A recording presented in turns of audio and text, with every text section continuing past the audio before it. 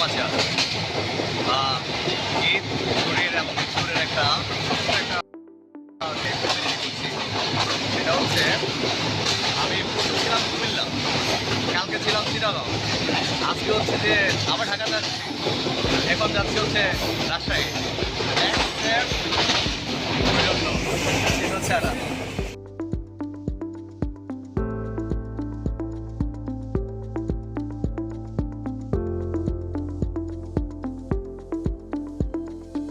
আসসালামু আলাইকুম।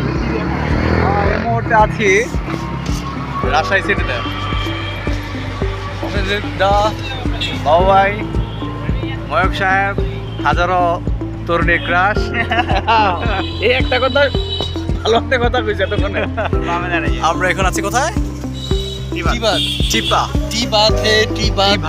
ওকে, রাজশাহী মিডনাইট।